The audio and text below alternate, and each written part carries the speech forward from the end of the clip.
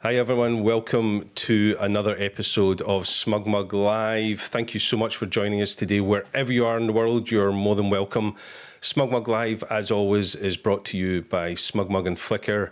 If you are looking for somewhere to showcase and show off your work to your customers or your clients, if you're looking for somewhere to store your images online, or indeed if you're looking for an e-commerce solution to sell your images to your customers or clients, then check out everything we have to offer at smugmug.com. Or if you're looking for somewhere to be part of an incredible photo community, to share your work, to be inspired and to be motivated, then please check out flickr.com. Thank you so much for joining us.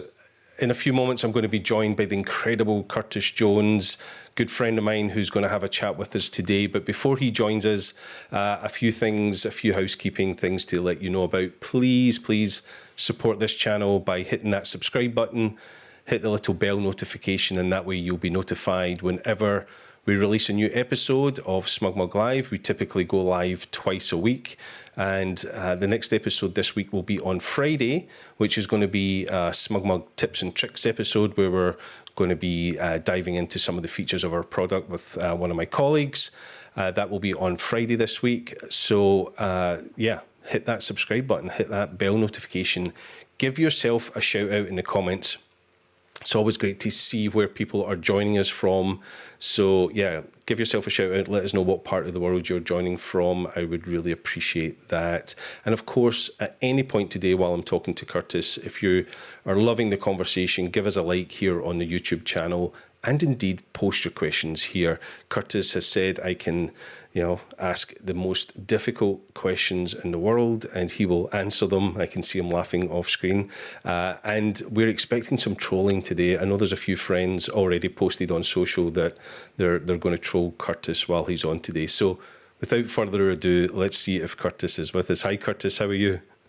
I'm good. How are you doing? I'm doing great, man. Good to see you. You well? Yeah, I'm well. Yeah. And you? I'm doing pretty good. Pretty good. What part of the world did we find you in today? The east coast of Canada. I'm in Newfoundland and Labrador right now. Yeah. My home province. Wonderful part of the world. And safe and sound? Yeah. Everything's good. Basically family's good, friends, everybody's fine in my little world, which is nice. That's all we can ask for at the moment. Really is, as long as we're all safe. Lots of folk joining us already in the chat. So let's see. Curtis, you've travelled far and wide. So let's see if we can find out who in the chat window has joined us from the furthest parts of the world today. So far we have Ramez joining us. He's joining from Amman. Amman in Jordan, so that's pretty far from you. So keep those shout outs coming, and we'll see if anybody can beat that. I wanted to let folk know that you and I have had a conversation many times, but we've had a very formal one on our other product, the Photography Lounge podcast, where you very graciously gave me some time where we spoke about your life, your career, your work. So I'd really love folk to go check out that. Let me see if we can showcase that. So if you head over to the Photography Lounge podcast, you'll find that on all good podcast players. And you can check out the episode that we did with Curtis. And you can, as I say, listen to that wherever you want to listen to his incredible story. So we're not going to dive into the whole backstory today because you can go check out that on the podcast. But thank you for doing that with us. That was a lot of fun. Oh, it was a lot of fun for me too. It's definitely like top 2 or 3, sit down conversation podcasts that I've ever had. So thank you. Sorry, top 2 or 3? I didn't want to go too hard, too fast right off the hop here. I know. I thought it was the best one you've ever done. I've actually told people it is the best one. Yeah, that's cool. Yeah. Let's see who else is joining us. Another good friend of mine, Edmund, is joining us from exotic Ealing in the UK. Another friend of ours, Tina Eisen, is joining from the very, very exotic Milton Keynes, she says clearly. Ignacio is joining us from Saudi Arabia. Awesome. although he says he's a Spaniard. So yeah, lots of exciting places coming in already. Curtis TT says break a leg. Or sorry, Chris TT Yeah. says break a leg, Curtis. Joshua says good luck, Curtis. I don't know why they're all wishing you luck. What do they think I'm going to do to you? Hey, listen, you're the man with the reputation. This is your show. I don't know what the backstory is here. My reputation is unsullied. It is. We'll see where it is in 30 minutes. Chris TT says, surprised you didn't see the Shire. Yes. Up in the Shire. The trolling has started. The trolling has started. I just rolled my pants up, Chris. Oh, there's a few others. Laurie's joining us from just outside of Chicago. One of the favorite parts of the world, Laurie. I love Chicago. It's one of my favorite cities in the whole world. Spent a lot of time there, lived there for a little while. Somebody called Rennie Ribbon? No, Rennie Robin. Well, I mean, in Newfoundland, we do like to say ribbon, so that'll work. Renee Ribbon, there you go. Yeah. She's joining. She says she finally got YouTube working, so she's tuning in. Hope she's not stealing all your bandwidth. I feel like it's like trading places. That she did this show with you a month or two back. And she did. I remember getting kicked off. Maybe that's where all this good luck Curtis is coming from. I do remember getting kicked off by somebody, perhaps the host. I think when I was talking to Renee, the bandwidth, and I shouted at you to get off Netflix. Yeah. I think that's what maybe this is someone you know. Marek says hello from St. John's in Newfoundland. Yes. Hello. Yeah, nice to see some local people joining. Yeah, that's awesome. So what time is it in Newfoundland? It's one of those places that's not on our time zone, right? You're ahead. No, we get our own little half an hour. It's 3:38 in the afternoon. 3:38. So you're a half hour ahead of the standard kind of time zones. That's kind of cool. Yeah. I can tell Renee's on YouTube watching you because you hiccup there on your Wi-Fi. Oh, okay. As long as I'm not hiccuping for real. No, that's true. So if people don't know who you are, they haven't listened to the podcast, they haven't met you before, tell us the elevator pitch of who you are and what you do. I'm an outdoor adventure landscape photographer from Newfoundland, Canada, and I spend the majority of my time traveling for work, traveling to fairly remote places, shooting basically anything that's outside and kind of adventurous. And I do a lot of photo guiding and photo education, workshops, that kind of thing. And a big part of my career is centered around the Canadian Arctic, or has been in the past. Yeah. You spend a lot of time in the extremes of the world, shall we say, both in location and also the things that you do. One of the first kind of photographic things you did was a fairly serious expedition that was quite the baptism of fire, right? Yeah, the very, very first, I guess, photo job, for lack of a better word, was probably one of the biggest ones, and that was an expedition, a crossing of the Greenland Ice Cap back in 2007. I did with two friends, like a 2-month trip skiing and snow kiting from the southern tip to the northern. It was about 2,300 kilometers, 45, 50 days, something like that, and totally unsupported. So it was basically the three of us. What we brought up there is what we had and what we carried off. So that was the first real job.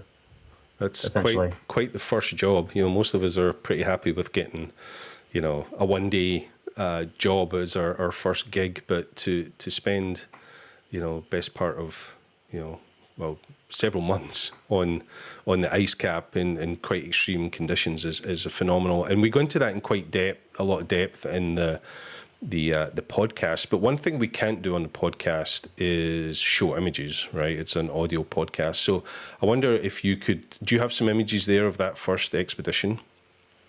I do, actually. Yeah. That'd be kind of cool to see those if you have them, especially the kite skiing type stuff. That'd be pretty awesome to see.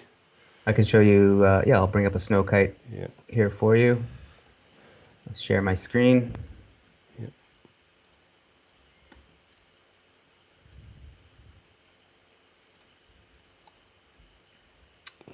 Okay, there we should go. be coming up soon. Yep, there we go. We got it. So that is everything that you had with you to go to the polar ice cap, right? Essentially everything. So there were three of us, myself, my friend Sarah, and my friend Eric, and we were all carrying 2 pulks. So those are the smaller orange sort of sleds behind us, and we each had 2 of those. So everything we had with us were in those 6 pulks. So all our food, all our fuel, yeah, the tent, all our kites, all anything to repair, a second ski, set of skis, stuff like that. This is another shot. Sarah taking off at it's quite sunset. small on screen. Are you able to zoom in on that at all? I don't know why it was so small. Because you're logged out of your SmugMug account. I see. Okay, well, maybe that'll help a little bit. Let's see. Yep, I'll just hide you momentarily while we have a look at that. There we go. So you're on skis and you're behind this kite. How big is that kite? There's different sizes. So basically, it's kind of like having a quiver. You have different sizes of kites that you carry with you. They can be from 2 meters all the way up to 15, 18 meters or whatever. And depending on the wind conditions, you put a different sized kite up. And every kite nowadays, this was 2007, and the industry and the kiting world has evolved since then. But you can get specific kites for specific wind conditions, or how much control you want, or you can get the bigger ones that are kind of like tanks that take forever to turn, but they hardly ever fall out of the sky. So this kite here is probably somewhere between 8 and 10 meters, I think, this guy. That's interesting. So you can actually change it, like if you were sailing in a boat, you would put up different sizes of sail to for the weather conditions, for the wind conditions, right? Exactly. I mean, it's so much like sailing, even how you navigate out there and how you have to cut an angle and work your way back and forth through the wind, downwind and upwind and stuff like that. Yeah, is very similar. That's cool. So changing different size of kites depending on the weather conditions, the wind conditions, pulling these 2 of these pulks behind you. Are they one in front of the other, or are you pulling them beside each other? How does that work, pulling 2 of them? Yeah, we just sort of stick them next to each other and bind them together loosely so that there's still some movement as you go over all the rough snow and ice. Right. And yeah, that's it. And then you take off. Usually you're kind of tethered. If it's a really big wind, the kite, you're kind of tethered between the kite and the sleds as an anchor before you get enough momentum to be, smoothly sailing forward. Right. Which is always a bit of an interesting start to the day. It lurches forward and you hop off into the air. But yeah, I mean, 12 hours or more a day of that. And normally it goes pretty well. I mean, there are definitely times when things get a bit tangly, the sleds flip, or one breaks from the other and races around more kind of to the front of you, and then all of a sudden you're trying to jump at mid kite or whatever. But for the most part, it works pretty well. Cool. And so you're changing the size of kite depending on the wind, but what happens when there's no wind? Or is there always wind? No, there's not always wind. There's when there's no wind, that's what the second ski system is for. So you have more of a Nordic style cross-country system, and you're essentially, and I'll see if I have, let me see if I'm just going to adjust the picture here slightly so we can see these better. Okay. I'm going to see if I have a picture of, oh, here we go. There's a comment here from Gary Monroe. Hi, Gary, who says, where in Newfoundland would you ever be able to find wind? Straining my sarcasm muscle. We do like sarcasm here on the channel. You know what? I learned all of this in the north, and that's where these people. I met my friends, and we did it in Greenland, which is obviously the Arctic as well. Yep. And there's tons of wind there, but I came back to Newfoundland, and I brought all my kites, and I wanted to sort of show friends and family and get other people involved because it was kind of this new sport that I was into, and I had just done this big trip. So I had a little bit of, I guess, local attention, for lack of Hmm. a better word. And I was like, oh, maybe I could start like a kiting club or a movement or some such thing. Yeah. But the wind in Newfoundland is like, you know, the devil. It just, I've never seen anything so contrary and just stubborn, and it's It's just not too there when you want it. inconsistent. It's just too, it's so pulsating and pounding. And yeah, it comes from like four different directions at the same time. And I don't know. All the kiting that I've tried to do on the East Coast, anyways, I think it's a little better on the West Coast of the island, but on the East Coast, it's been pretty scary. Pretty difficult. Well, we'll send you some from Scotland. We've always got plenty of wind here in Scotland. So No, we've got plenty of wind. It's just not behaving. there's a nice comment here from Tina, who I think speaks for a lot of us. She says, absolutely love how badass this guy is and how casual and humble he talks about his amazing adventures. And I think that is what I, admire about you is most of us cannot comprehend most of the things you've done with your exploration and your adventures, and yet you are so humble, and I don't think you even understand just how badass you are. Well, that's super Trying to embarrass you. appreciated. Yeah, yeah, it's working a little bit. It- yeah, I think, it just comes. I mean, I come from a place and my family. We're all pretty grounded, sensible people, and I also a lot of what I do these days was never thought of as something as a kid that I thought was possible or something that it was for me. Hmm. I come from a small town, rural Newfoundland, and it's not that you can't grow outside of those boundaries. You just don't think about it. I mean, some of these things like exploring Greenland or Antarctica or Mongolia, in National Geographic style adventures, they truly existed in magazines. So for me, I guess when it started happening and I started making the conscious effort to do those things, it felt so much like a gift that it never felt showboaty in any way. It wasn't like something necessarily that I felt entitled to, I guess, if that makes any sense. Yeah, I it was does just make a lot of sense. appreciating every adventure on its own merits. And I mean, when you look back and it adds up to be like an interesting resume, it's nice to hear that people appreciate it for sure. An interesting resume. There's that humble Curtis yet again. I have an interesting resume. So let's see some of these images. Let's showcase what we're talking about. And as I say, people can learn a bit more about you on the podcast or your own website. But I think today's a great opportunity to show people the incredible work that you capture on these amazing adventures. Maybe you can talk to some of the images you've curated for us today. Sure, yeah. I don't know if the screen is still sharing or if It's not. You want to? Oh, You could grab that original SmugMug gallery if you want.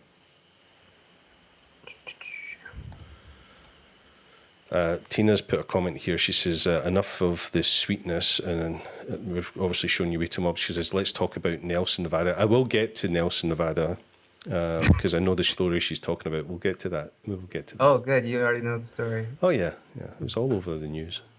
Yeah, the reason why there are tweezers in my camera bag now. Yeah. We'll get to that. Stay tuned for the tweezer story. It's not what you think it is. No. Okay, right. We can see this portfolio. So let's talk about some of these incredible images. Sure. I'm not entirely sure where you'd like me to start, but Well, let's start. We've started talking about, your winter exploration. So let's talk about some of these images you've captured while you're in these cold, wild parts of the world. yeah. So, like I was saying, I grew up in Newfoundland and I moved back in 2005 or four or something. Not really quite sure about that. I moved to the Canadian Arctic to the territory of Nunavut, and I lived in the capital city, which is Iqaluit. And I met a lot of people up there that were doing a lot of really interesting and fun things outside. And to them, and this kind of goes back to like that idea that it doesn't seem like that big a deal to me, because they were doing all of this stuff as part of their just regular life, and they became friends. So when your circle of friends are everyday badasses, you always feel like you're kind of you're surrounded by that. It doesn't seem so foreign. And I started going out with them, mostly dog sledding. Snow kiting came a little later, but originally when I went up there, it was a lot of dog sledding. It's something I've always wanted to do. I love dogs. I love the idea of any kind of outdoor activity or sport that just doesn't have an engine or gasoline involved, and you're still able to cover long distances. I love more than speed or high octane sort of sports. I love the longer endurance sort of expedition style stuff, and dog sledding was the exact perfect storm for me once I got up there and met some people that were raising these dogs and running these dogs and working with them and stuff like that. So that's kind of my first, when I moved to the Arctic and met my friends who were doing this, and they let me get involved. I was a pharmacist. That's kind of part of the podcast. Yep. If anybody wants to go and listen to the backstory of how I was a pharmacist and now I'm an adventure photographer, it's not a straight and narrow path. It definitely has a lot of twists and turns. But there is part of that story that I'll tell, which is I left the pharmacy one day and I was walking toward this woman in town, Maddie McNair, who I knew raised sled dogs and owned sled dogs, and I wanted to help out. So I showed up in my pharmacy clothes. I had the tie and the button up and nice clean shoes, and I walked over to her house. I knocked on the door, and I didn't even really get through knocking when the door opened, and Maddie was on the other side holding a bin of just like what looked to me like raw meat. And she was heading out to the dog yard to feed. And I basically said, "Hey, my name is Curtis. I'm wondering if I could help with the dogs." And she tossed the bin into my arms and said, "Jump in the van, let's go." And that was the beginning. And such an awesome way to start. There's so many things I feel like that we second guess, or we're on the fence about, or we're trying to line up the perfect alignment of stars to make sure that before I take this step to ask this big question, to become part of this special thing, you just want to check all those boxes. But I find a lot of things in the North, especially in particular, it's literally as easy as showing up, and somebody usually has something for you to do, and before you know it, you're part of something amazing and great, which before you know it, you're mucking in with everybody else. Yeah. There's just no pretense. There's no sort of trial you have to run through. There's no interview necessarily. The second picture, the one after this one, you talk about dog sledding, but that looks like dog skiing to me. Yeah. So there's a particular brand of skiing called skijoring, and I think originally it was with horses, big horses, draft horses, things like that, and you would basically get behind a horse or two, and they'd have races, and you just a guy on skis. So we kind of like doing our own styled version of that in Nunavut, where we will hook up normally a dog, maybe three. Most people, we have races where you just have one dog. Some people like to go out with 2 or 3 dogs if you're hauling a heavy load, like those sleds that I was talking about earlier. If you're going on a multi-night adventure and you need to bring a tent and gas and stuff like that. But we did get this idea. This is my friend Eric Boomer, and he's a world-class, like top-notch dude, but super, extremely great kayaker, adventurer, polar explorer. He's done some big, amazing trips. So when you talk about badassery, Boomer and his people and stuff, these guys are the real deal. And anyways, one of his he quite often has these opportunities for us to just create a project, and we'll pitch it to Nat Geo Adventure or one of his other sponsors. And this is one of those ideas that we were just sitting around one night, having a few drinks, making stew or whatever. And he said, what would be kind of fun is if we hooked up a couple dogs and we went out and made some video of it and got some shots and tried to push them to the media.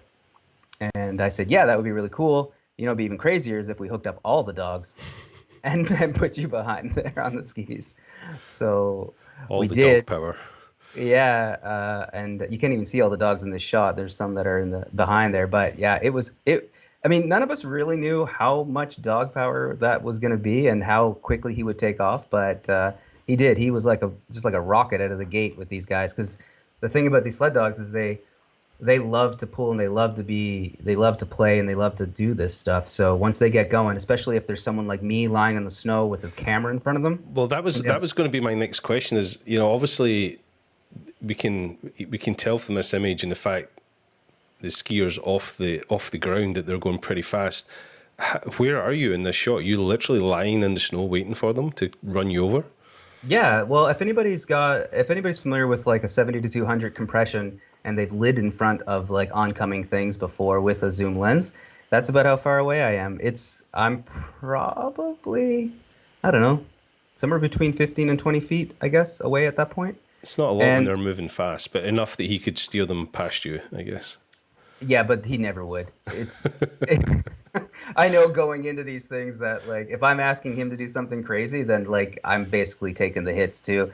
But yeah, I mean, and these dogs, I know them all. I wouldn't necessarily do that with a team of dogs I didn't know well, but I've known these dogs and the family that owns them forever and ever and ever, and I trust those dogs aren't going to. Yeah, they're going to hit me like a tidal wave of fur and spit, but they're not going to bite. They're not going to start snarling and get aggressive and stuff like that. And You're so just lying down, counting the paws as they run over the top of you.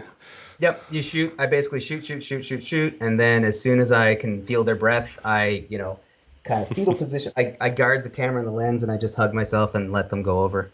As you do. Another day at the office. Yeah. That's awesome. Never going to try that. Oh, never say never.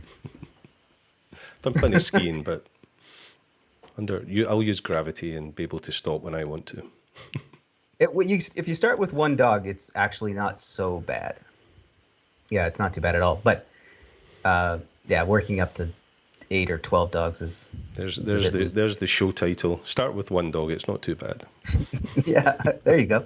All right, what else you got for us? Let's see. Oh, I keep trying to go.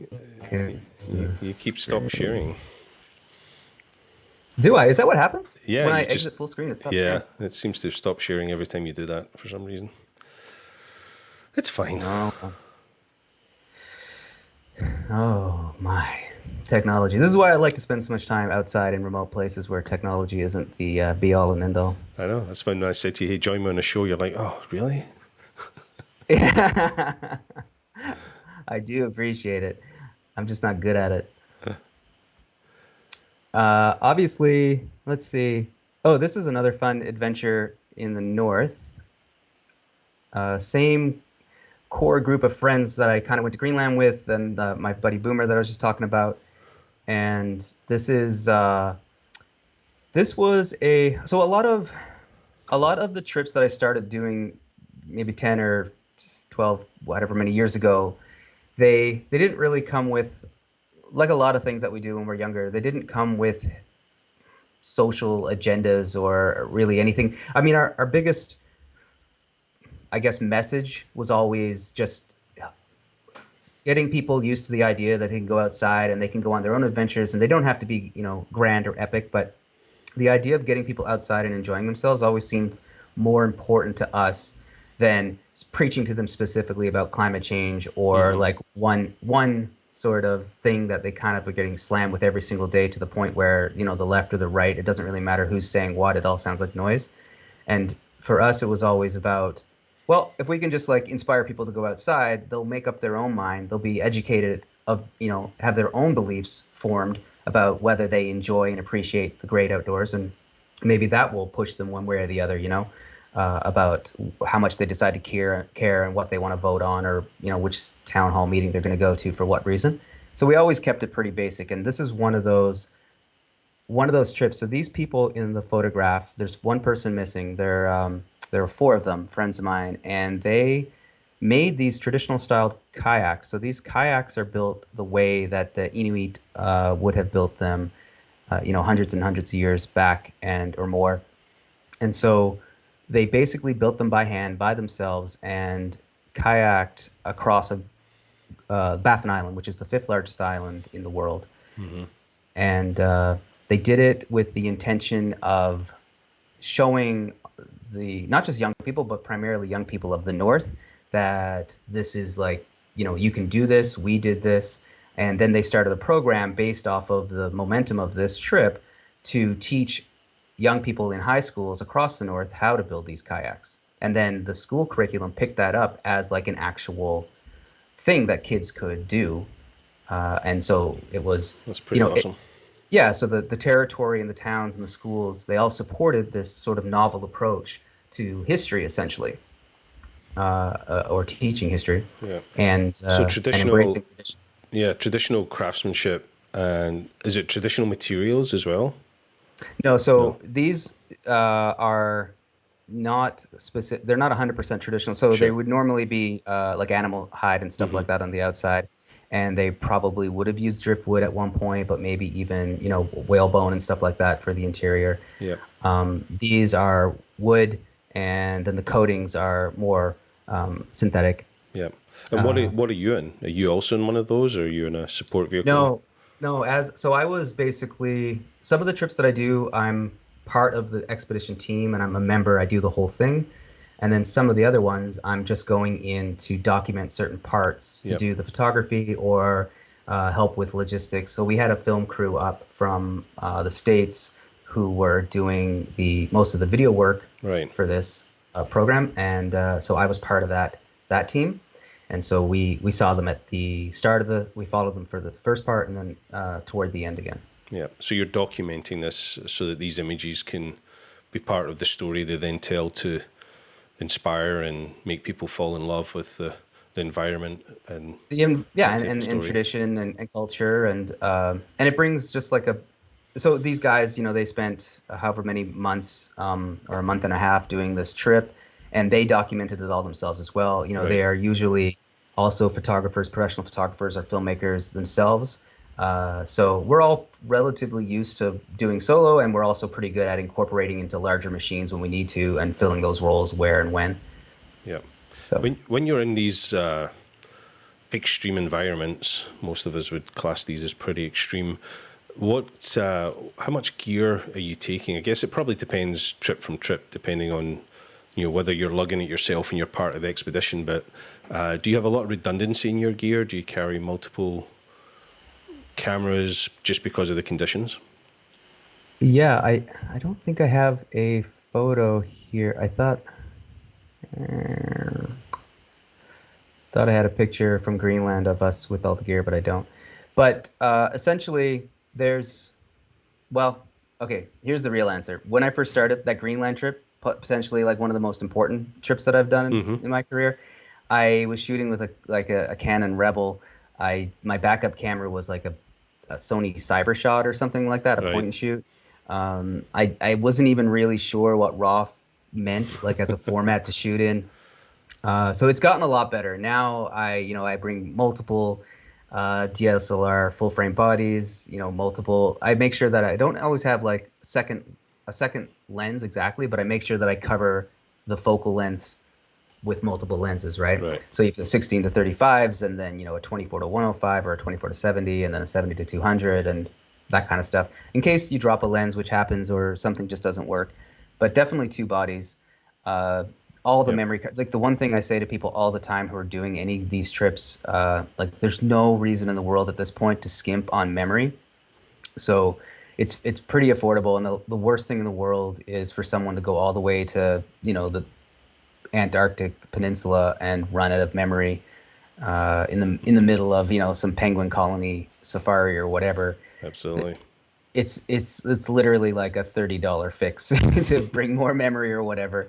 So Indeed. So I lots of said that. at the start of the show, most of us would be happy to get a 1 day gig as our first gig, not a huge exploration. But especially when you had fairly minimal entry level gear, we'd all be crapping ourselves on our 1 day gig. But you're off for several months with that gear. It's incredible. It's the ignorance is bliss at that point. Exactly. I didn't Exactly. know what I didn't know. I mean, we talked about that on the podcast about how I would do that trip so much differently now.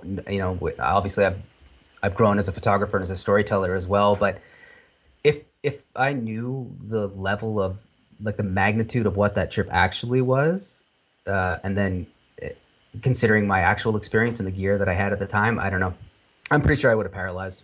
Was From was that first gig? Was that digital? Or was that on film? No, that was digital. It was digital. So how did you recharge your batteries and stuff on such a long, many We week trip? we had a solar powered system. Goal Zero, I believe, was the system we used, Great system. and Yep. Yeah, we had the rollout panels, standard rollout panels, maybe four or five. And the great thing about Greenland at that time of the year was once you got past the Arctic Circle, it was almost 24 hours of daylight most days, unless it was a storm system or something that was blowing through. So we could ski or kite with the panels on our sleds on the back strapped on and plugged in, and they were just charging. If we were moving 12, 15 hours a day, these things are charging. Uh, Same thing when we made camp at night. You'd throw them on top of the tent, just lay the tent, and we gave up at a certain point at sticking to a schedule, so we could have breakfast at 5 in the afternoon and then start our day, or we could be, starting our day at 3 in the morning, or we could be starting our day like a regular day at 7 in the morning. It really didn't matter. We just kind of moved when the wind let us move. And so you end up making camp sometimes in the middle of the day when the sun is the highest and you can charge everything. So that was essentially what we did for electronics. I mean, knowing That's that, cool though, that you're still on a closed system, so you have to manage that energy quite well. Yeah, and you weren't spending all your trip on social media back then, so you weren't using all your phone We battery. didn't even have the option. None of that stuff existed. Yeah, I don't think there was a Facebook or anything. Um, pre-Facebook, probably Maybe it was just starting. very early Flickr days that would have been, but probably definitely Yeah, yeah, pre-Facebook and stuff. definitely early The good Flickr old days. days. We had. I remember I had a Palm Pilot. Do you remember those Oh things? yeah, Or that's what we I'm had. too young. I never had one. Yeah, no, you don't know what a Palm Pilot is. I remember very well because I dropped it in the hot chocolate one night, and it was like one of our only forms of communication to the outside world. We had to check in like every couple of days with base camp just to be like, hey, we're still alive and we're on course, and we didn't fall in the crevasse or a polar bear didn't eat us or whatever. And I That's remember funny. dropping it, and the tent just went silent. It was deafening. Sorry, I'm just moving the picture around a little bit so we're not hiding too much. It's funny that you mentioned dropping something in chocolate. Are you prone to dropping things? Because Gary Monroe asks a question. He says, "How much of your equipment is at the bottom of the Arctic?" There's yeah, I'd like to say that I'm gear friendly, but I'm not. I use my gear like I use my boots, and I expect it to keep up. If I'm out there doing it, I want my gear to be there as well. And thankfully, I've been fairly lucky with gear, but yeah, there have been some casualties. I'm really bad with phones in particular, and more specifically, I know because she's probably watching, I'm bad with Renee's phones. So don't ever lend me a phone. There's a good chance it's not coming back from wherever I've been. Duly noted. I'm making notes here not to lend you gear, but I do. I love photographers who understand that it's a tool that you use as part of your trade, and it's not a piece of jewelry.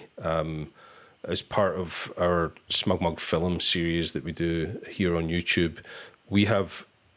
I was going to say lost lots of drones. That's not true. We know where they are. You've abandoned lots of drones. Yeah, we've left some for later in other places, but yeah, we've definitely lost some gear. But it's part of what we do. It is part of it. Yeah, I mean, I treat it well. I clean it all and stuff, but it gets banged around and it gets dropped in the snow, and that's why I usually invest in fairly expensive stuff. I don't really go for the entry level or middle of the road stuff anymore, at least, because I know what's going to happen to it. I know it needs to stand up. Waterproofing / weather sealing is like a really big deal for me, and I've got a Canon 16-35 lens that needs desperately to be replaced, and I'm Frankensteining that together like every 2 months with Gorilla Glue and duct tape and elastic bands and whatever. Anything to get the shot. Tell us a little bit about what's happening in this top picture. Is that the Northern Lights behind the person there? Yeah, that's Sarah. That's one of the individuals that did the Greenland trip with me. So it's a really good friend of mine from Iqaluit, and we went out to do. So she was part of a team that was sponsored by Eddie Bauer, I believe. They were putting out a new clothing line, Ascent, jackets and such like that. So we went out and did. There were three of them, three team members who were going to do a ski trip / kayaking trip in Greenland. And we went out and did a couple promo shots, basically under the Northern Lights team shots of them in the gear and stuff like that. Yeah, one of the huge benefits of being in the part of the world you are is seeing the Northern Lights. Do you see them quite regular in Newfoundland? Newfoundland, we don't get them as often. You can on the northern sort of west coast. Labrador, definitely, Right. so Labrador is the other part of Newfoundland, the bigger part, not the island. It's attached to Quebec. You do get the Northern Lights there, and then in the northern part of Canada, across Canada, especially in the Arctic, when it's Northern Light time of year, like when I was living there, it's not you don't really ever get used to it, but you do slightly sort of start. You don't really notice it, or you notice it for half a second on your way home, and then You it got to the acknowledge it. point. It got to the point as a photographer where I got to that point where it had to be an incredible show or something, quite unique as far as like a challenge or an idea that I had to use the lights for a composition for me to get out and shoot them, because you just end up with hard drives and hard drives and hard drives, which is, not a complaint. It's amazing. A lot of people's dreams. We here in Scotland, we get them occasionally, but they're still rare enough that it's a treat to see them. We had a wonderful display just last week. Not quite what you see in some of your images, but pretty cool display all the same. Yeah, it went off here in Canada too last week, but unfortunately, like I said, here on the eastern part of Newfoundland, we're just a little too. I guess it's a little too south. I'm not sure exactly, but I know in northern Alberta you get them quite often. BC, same thing. Got a question here, and to those of you in the chat, thank you for starting your question with the word question. You've obviously watched my previous shows. It's a very easy way to find a question. Someone we both know well, David Grover, David, who joined the channel a few moments ago under his business account, Capture One. So if you see that in there, it's David, but he's back now as David Grover. He asks a question: on a crazy scale, where 1 is normal and 10 is Ranulph Fiennes crazy, whereabouts do you sit in terms of polar exploration? And he follows it up with some context. He says, I have read quite a few of his books and wonder if everyone who travels to those regions are equally mental. No offense. So are you as mental as the rest of them? Do you need to be mental to do it? I feel like this is a question best answered by friends and family. I feel like I'm the most sane one on the boat some days, but context, who knows? If you surround yourself by mental people who just go out and do these things as a matter of course, you're not the crazy one. But yeah, I mean, I get what he's saying. There's definitely been there's a big part of these trips, other than they're beautiful and I get to go to these remote places and that's kind of what feeds my soul. There is a part of me also that really appreciates getting my ass handed to me, but a little bit by these places. I like it's a way of making sure that I'm not the biggest player on the planet. The world is first and foremost. The environment can always slap us around, and I do actually look for that a little bit when I'm on these trips. Sometimes, putting yourself, testing your limits, pushing the past a little bit further or harder than you did last time.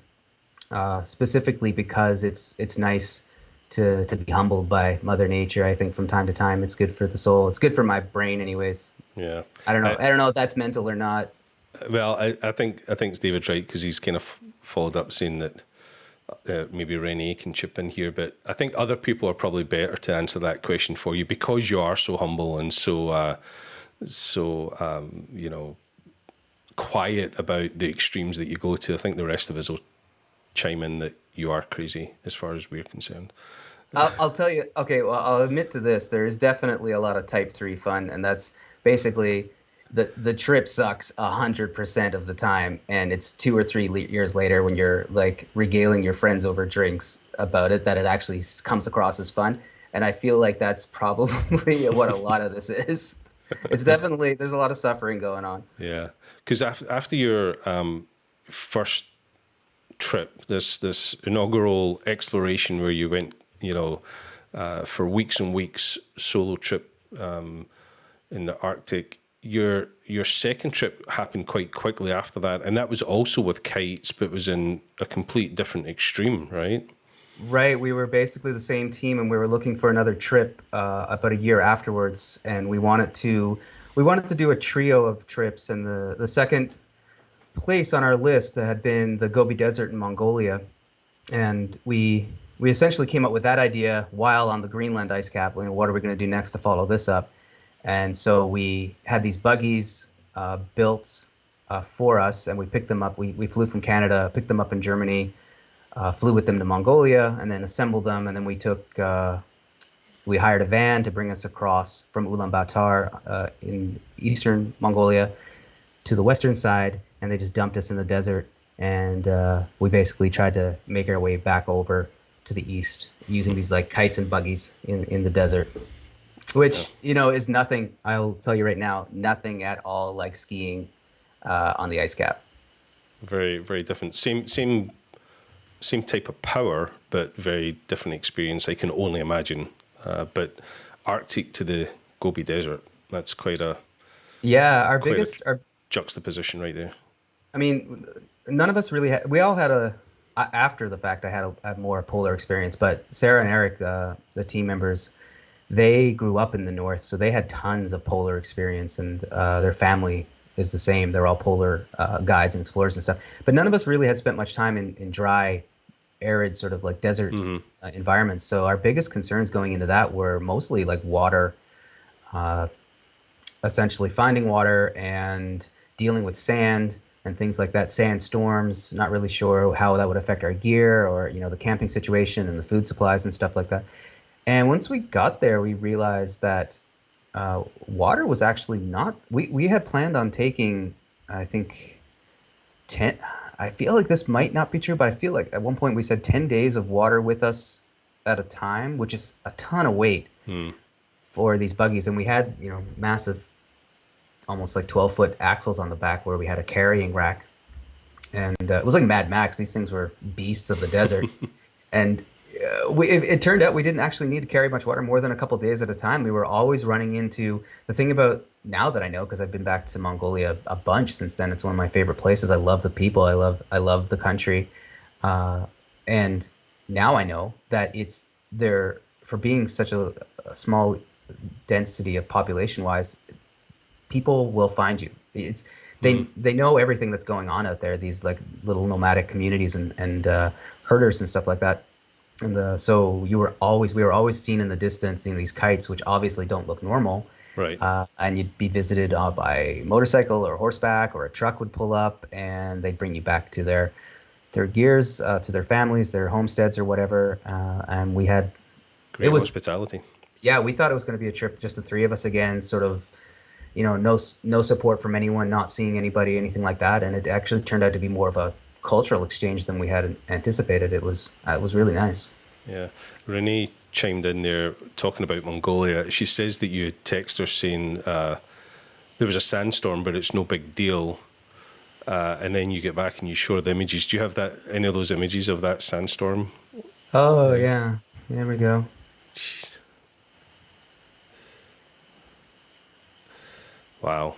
That's a sandstorm. So there is, I don't know if you can see my cursor as it floats around, but right down here, there are like a settlement. There's like, basically they're yurts, but they call them gears in Mongolia. So you can't really see, that's for scale.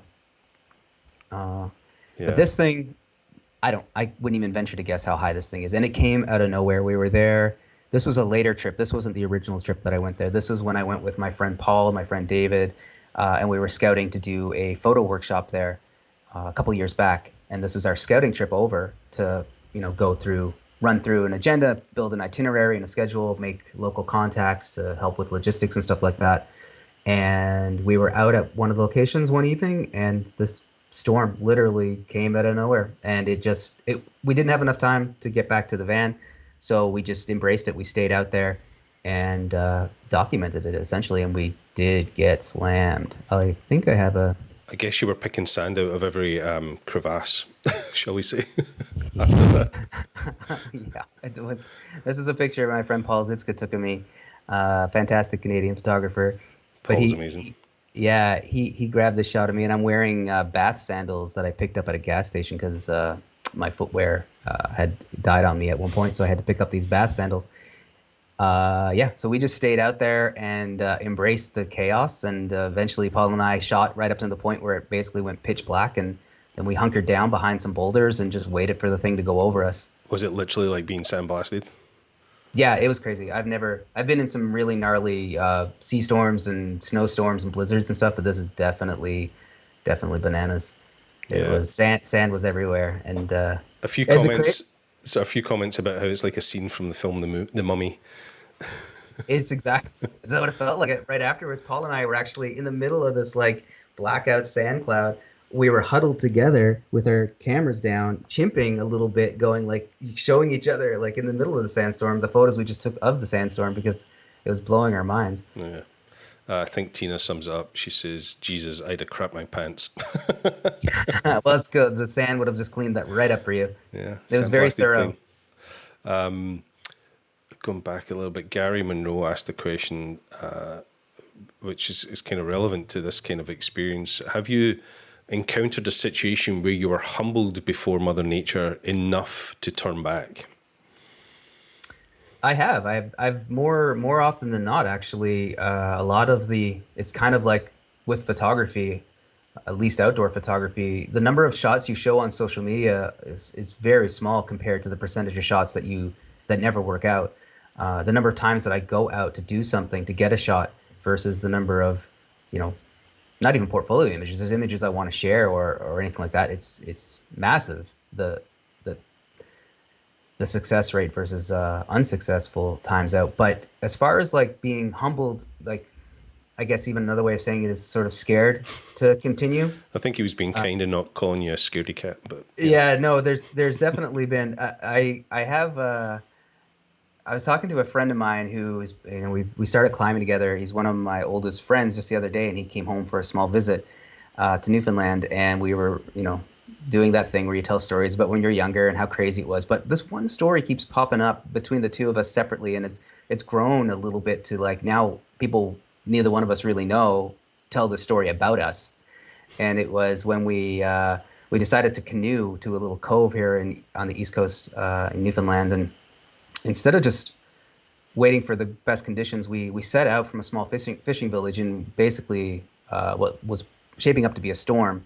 Fishermen were coming out in droves telling us not to go out there, and we were being crazy, and we were just full of piss and vinegar, so we said we could do it. Yeah, why would you listen to local fishermen? That's right, crazy.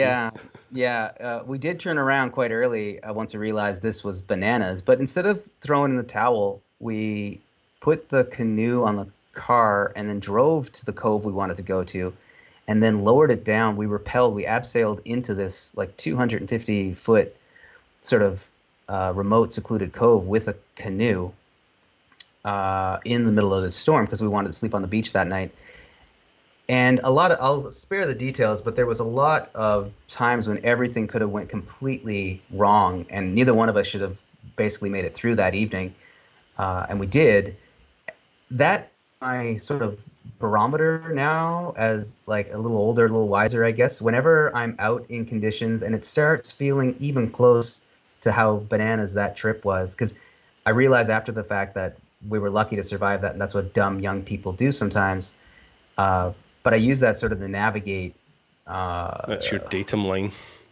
Yeah, it's the canary a little bit in the coal mine for me. Is the tricky part, I guess, to answer his question is being afraid or uncomfortable versus this is actually serious enough to turn around. So sometimes you just don't want to be out there. You're not in the right headspace. You're not as prepared as you think you are, or maybe you're missing home, or I don't know, maybe the team dynamics aren't working. And sometimes you just have to push through all that. Like everybody goes through that when you're on these trips, and you have to figure out for yourself, and mostly you just listen to your gut and be honest with yourself about, am I just uncomfortable right now, or am I in danger? That might answer Chris TT's question. He says, what's the most dangerous close call you ever had? Was that the close call that you measure everything else to? That's definitely one of them, one of the bigger ones from my earlier days. But it's at the time I didn't know it was a close call. It's only in retrospect, hindsight, that I look at it and say, well, that was a close call. We shouldn't have been out there. But when I was out there, I felt like a hero. I thought I was, I thought I was G.I. Joe or whatever. I was just dumb. So as someone who is a little wiser and has had more experience, yeah, there've been other close calls. Some of them are pretty mundane. They don't sound like, I've got a couple from, remote backcountry ice climbing trips where we've been hit by like little avalanches and, caught in snowstorms, Yep. 3 or 4 pitches attached to a frozen waterfall, and everybody's barely making it down in the middle of the night, and we lose somebody, and then you go out and look for them, and then everyone gets back to the tent, and you all have a glass of scotch and talk about it. Like, those are some pretty close calls that have happened. But then there are other times where I'm just literally out 20 minutes from my house next to the ocean, and I slip on a piece of ice, and I throat punch myself with a tripod, and I'm basically careening into the ocean, uncontrollably with this winter storm surge coming in. And all of a sudden, it's like, yeah, that's an incredibly close call too. Well, the good news didn't is, have any backstory. do you want to stop sharing your screen just for a second, and Yeah. I'll just get some bandwidth back to your camera. The good news now though is whenever you are falling over or having one of those close calls, you're documenting it all now for your new YouTube channel, right? So we get to see all that stuff. Yeah, 100%. There's a lot. Actually, when I first started the YouTube thing, it was just an experiment. I've always wanted to see if I could do video and stuff, and it quickly became. I realized I had a lot of footage of me in close call situations. So, yeah, that's become a big part of it. Falling over. I've put all the obvious links to Curtis here in the description of this episode. So his website, his SmugMug print store, the YouTube channel where you can go. I honestly love watching your YouTube channel. It's very relaxing seeing you fall over. I don't know why. Well, I'm quite practiced. Yeah, when I say that, I mean it's a very relaxing show. Each episode is kind of you in your own out in the beautiful parts of the north there, but there's a lot of humor and there's fun and lots of insights into the inside of your head, which is pretty cool. So I have been really enjoying it. So congratulations on that. No, thanks so much. That's really good to hear. I haven't heard that take on it, that there's insight to the inside of my head. The only feedback I got about that was my father watched one of the more recent ones, and he said, "You have to talk less. You're making me crazy." So it's good to hear the other side of that coin. Dave Grover was going to say, I was asking, or says, was going to ask, great grammar, Dave, was going to ask if you see prints. I think he was going to say sell prints. It's okay, David, I'll interpret for you. It's fine. Yeah. So you have a SmugMug print store that you're building out, which is one of the reasons we have you on here, and some incredible work on there. Yeah, it's not, I mean, it's live, but it's not really live. I'm still building and working on it. But it's pretty much, I basically just have to figure out a little bit about pricing. But the galleries are up there, and it's linked to a print shop. And I'm really excited about it because I've been looking for years. I used to do all my own printing, and I would do a lot of art shows or craft fairs, that kind of thing, do the circuit a little bit and set up a booth and sell the prints. And it was fun, but it takes a lot of work and energy and a big commitment to operate the printer and have all the material on hand, right? Then my career started taking me in a direction where I travel almost exclusively for work. I'm always out, I'm away. And it just didn't it wasn't feasible for me to do my own work anymore. So I've been looking for a little while now for a solution that essentially takes care of everything for me. Once I've decided on what I want there, and I've decided on the quality, and I've had the test prints, and I trust the whole system, it's set up, and I don't have to worry that I'm in Antarctica for 2 months, and there's just these like mounting emails in my inbox about people inquiring about prints and stuff, and you don't really have anybody to address that in a professional manner for you because there's no internet connection or whatever down there. So yeah, this is a great scenario for me. I'm excited to like do the official big kick and push. Oh, sorry, muting myself. We're excited to have you on there, and it's great for someone like you who can be selling prints and letting us fulfill that on the back end when you're traveling. There's a lot of people agreeing that you are crazy. Tina says, okay, my conclusion is defo crazy. You have to be, but damn, he gets the pics that none of us have. So a tip of my hat to you there. Annie Corrine White. Hi, Annie says, Curtis is great whatever he does. Love his photos and YouTube also. So and that's great. fan. Hi, Anne. Jean says, Curtis is rocking YouTube. Proud Newfoundlander here. How he is humble enough to promote home after being around the world. Thanks, Curtis. You know, a lot of people commenting on just how humble you are. Your images are absolutely incredible. There's a few we haven't got to, so maybe we can have a look at some of your. You have some wildlife stuff as well in there, I think, especially puffins. Right, it's a great part of the world to get puffins. Photographs. But I do have to say, Curtis, I'm gonna zoom in just in case people don't know, but. You should turn around because right behind you there's a puffin drowning. Just I don't know if people can see that, but there's a puffin drowning behind you in a vase. So he's all right. He knows what he's doing. He's been down there for a while. I mean, puffins can hold their breath quite a long time. So this guy actually that's our mascot for our workshop company here in Newfoundland, Newfound Shores, and that's Parker the puffin.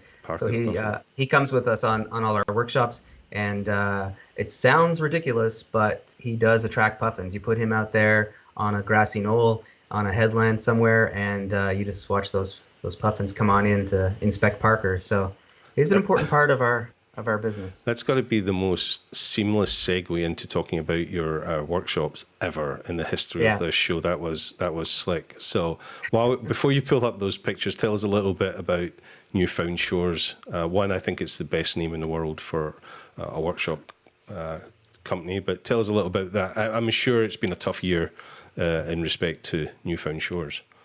Yeah, it has, and I guess like everybody, but particularly anybody that's in travel or tourism right now, or gatherings of any kind, it's been a hard year, and so most of our workshops that we had scheduled for 2020 have had to been delayed or postponed to 2021.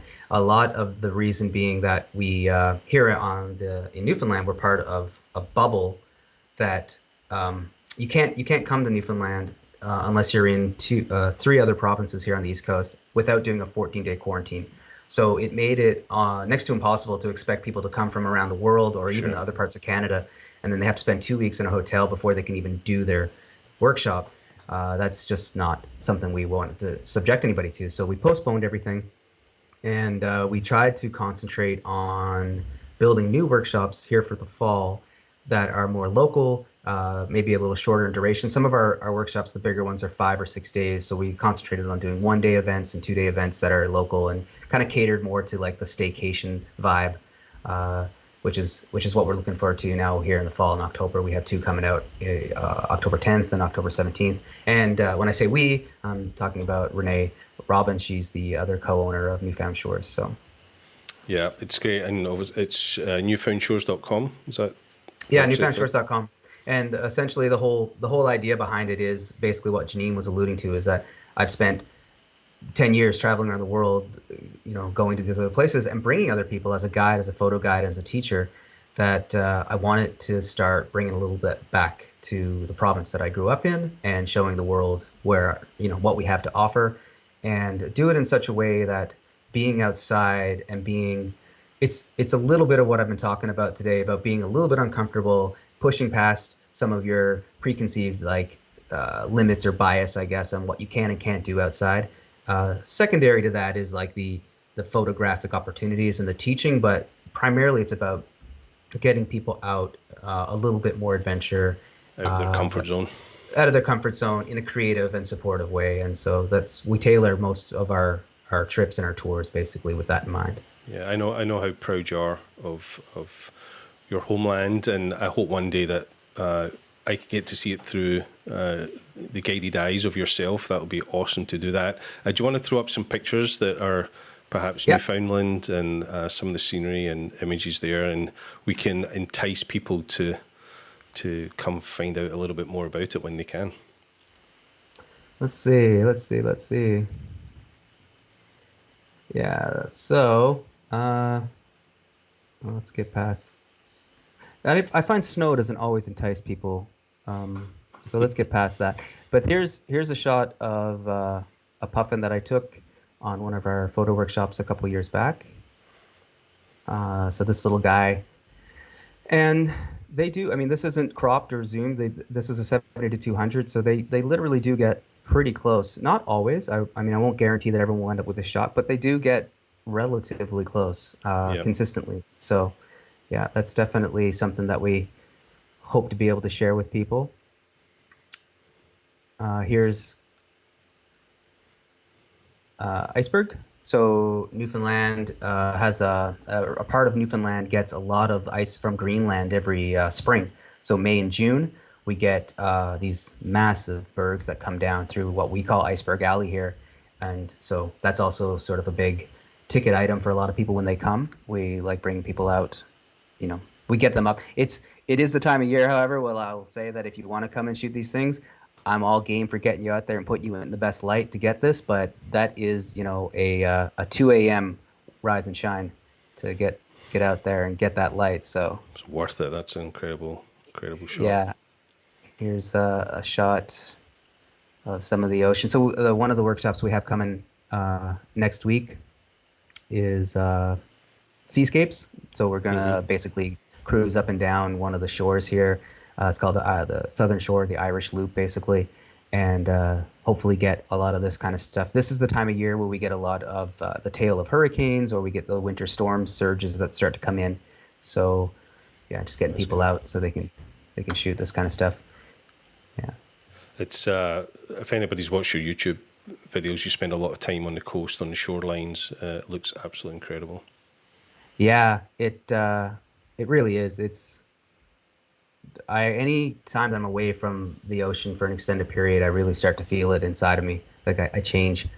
This is an astro shot taken at an ecological reserve called Cape St. Mary's, and it's one of the largest bird colonies, these northern gannets that we have. And so this rock underneath here is just peppered with hundreds and hundreds of sleeping birds, with the core of the Milky Way, and it's all lit by a lighthouse that's out of camera to the right. So that's some of the fun stuff that That's cool. people can. Gary Monroe's talking about a cool comment. He says Newfoundland is the only place where their tourism ad that says you can't see the icebergs because of the whales actually came true for me. It's awesome. So Yeah, yeah, it sounds an incredible part of the world. See, you can't see the iceberg because that stupid that whale's in whales, the way. that's dumb whales jumping up in the way. This was just this summer we went out again scouting, building a workshop for next year, and just had one of the most incredible whale displays. And I say like it's one of the most incredible ones ever, but I've gone out on a lot of whale tours and been part of them, and you consistently, I mean, the people that run these operations, they know where the whales are. They know they're pros. Everyone's following the rules. It's an incredible fun time, and the whales are usually up for putting on a show, which is great.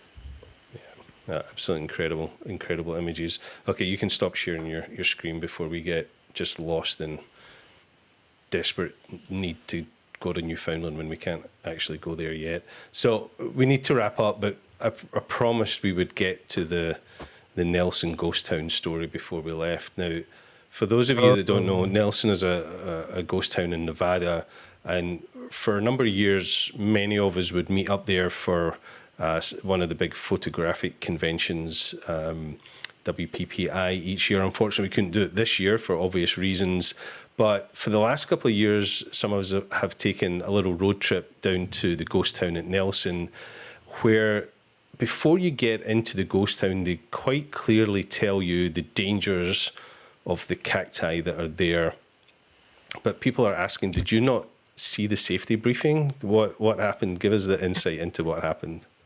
Well, okay, so you know how earlier I was saying there's like I have that barometer about what I consider dangerous, and trust your gut. I guess it was napping. I don't know. I did watch the safety briefing. I mean, we walked in there and she pulled out that that sun-stained binder and flipped open to the one shot, the guy, that poor guy in his board shorts and just covered head to toe in cactus. And I thought to myself, who would be like dumb enough to fall in cactus? I mean, it's everywhere. You can see exactly where it is. So there's no issue here. And I've fended off leopard seals with a ski pole before. Like it's just cactus. These things don't even move. I'm fine. So we headed out. Tina was there. Renee was there. And Tina and Renee and their friend were doing, I guess they were doing like portrait photo shoot type stuff. And I decided I was just going to venture around, look for a good sunset shot. I wanted to embrace that Wild West, Old West ghost town vibe and see if I could come away with like a nice shot. So I did eventually pull away from the town a little bit. I wandered a little too far from the boundaries, I think, is what happened. There were no longer any trails, and I kind of found myself surrounded. It's one of those unfortunate things with a wide-angle lens where you have to get really close sometimes to the subject. And I was shooting a cactus in the foreground with this beautiful sunset cloud formation that was happening behind, and the canyon kind of like leading us out through the scene. And I didn't really realize, as I was looking through the lens, I guess, how close I was to the cactus until it was a little too late, which isn't really the issue. It just kind of brushed up against my leg. I'm not familiar with cactus, so I think no big deal. It's just kind of attached to my pants. I kind of feel it buried in my kneecap a little bit, but it doesn't seem like a big deal. Apparently these things are barbed. And these things are called teddy bear cactuses, which I think is completely unfortunate and misleading. It's the cutest name ever, but they're lethal because they're hooked, and once they get in, you can't get them out. You can't get them out. So here's where the story gets really interesting. It was just sort of kissing my kneecap a little bit through the denim. I decided this was going to be my shot, so I pull out my tripod and I, do the thing where you extend the legs. My tripod, up until the point that I just got a new one for my birthday, it's been like my tripod for 10 or 15 years, and it just creaks and cracks, and you really got to pull on it to get the legs to extend sometimes. I pull on it, but it comes loose right into the cactus, so I effectively just hammered that thing into my kneecap, solid. Like, awesome. It went in an inch, and so I did finish the shot. I was sweating profusely. I got that thing where you kind of feel like you're going to throw up and you're lightheaded, and the girls kind of finished up what they were doing. They came over to see where I was. And I was using the tripod at that point as a crutch, kind of getting along, and they all had a good laugh out of that. And the light was getting real low, and apparently you're not supposed to be in that little town after dark.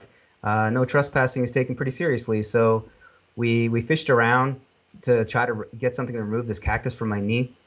And the best we could come up with were these like fire pokers. I think Tina pulled out of some old fire pit. We used that for a second. Didn't really work that well. Nice and sterile, I'm sure. Yeah. Then there was a bit of a haphazard sort of dash to the nearest town where we pulled into a pharmacy, a parking lot in the middle of the night, and I proceeded to perform extraction surgery on my kneecap while Tina, in particular, was in the back seat videoing the whole thing through her phone, watching with snacks she bought at the pharmacy. I should have got the video, Tina, so I could have played it right at the end here as we finish up. But yeah, they're if you haven't seen them, they're like big balls of candy, but they're just these horrendous barbed spines. And as soon as one of them gets in you and you try and move it, the next one gets in, and then the next one, and it's like Velcro in a way, but extremely painful. I brushed against one when we were doing a photo shoot, and you're right. When you have the camera in front of your eye, you're not quite as spatially aware. And I walked backwards and bumped into one, but just with my camera bag. Oh yeah. And yeah, that was terrifying enough. So you took one for the team, or took one for your stupidity, maybe, I don't know. There's no team. I mean, I think everyone else on the team was smart enough to not get in that situation. That was definitely for stupidity. But I'm well aware of what cactus can do now. Yeah. Definitely. And it doesn't surprise me at all that Tina was more focused on snacks than your health. It's all about the food, Tina. I think I remember that they passed out in the back. We dropped them off that night, and they were both sleeping in the back. So I don't assume it was too traumatic for her. Yeah, that's awesome. We're going to wrap things up. Before I say my final thanks to Curtis, I'd love to encourage you to hit that subscribe button, hit that little bell notification. That way, as I said at the start of the show, you will find out about all the upcoming shows we have here on SmugMug Live. Next one will be on Friday this week. Again, it's an episode showcasing some of the tips and tricks with SmugMug, and this week we're going to feature the new global nav that we just launched. We changed the navigation system a little bit in the customizer in the back end of SmugMug. So I'll be joined by my colleague Cosmo on Friday, and we'll go into that. But hit that subscribe button and you will be notified about all the upcoming shows. Curtis, it's been an absolute pleasure. Thank you so much for joining us today. It's been a blast. Hey, thank you. No, that's been super fun. I had a good time. I just realized that my little modeling lamp had been turned off, so it's apologies okay. For the contrast. The sunset very quickly here in Scotland as we were talking, so it's all got a bit shadowy here as well. It's that time of year. Yeah. But it's fine. You look as handsome as ever, and well, I appreciate that. Right back at you. The hair's looking great. So, if you want to see some awesome slow-mo hair action from Curtis, go check out his latest YouTube video, which I'm not jealous at all. No. Dave, thank you for saying that. Dave says, smash the likes. Yeah, that's that YouTuber phrase, get down with the kids. Smash that like button, folks. Give us a thumbs up. It really does support the channel here. Curtis, stay safe. I have put all the links to your platforms, social media, etc. in the show notes here. So if you go to the description, you'll be able to find out all you need to find out about Curtis. I'd highly recommend you go listen to the Photography Lounge podcast and support the efforts that we do over there on the podcast. There's an episode with Curtis. There's one with Renee. There's several other of our ambassadors so far. So, Curtis, look after yourself. Good luck with all the upcoming work with, the tough year that we're in. I hope everything goes as smoothly as possible for the rest of the year. And enjoy the rest of your day. Folks, wherever you are in the world, have a great day, and we'll see you back here soon on SmugMug Live. Thank you so much. Thank you. Bye. Bye.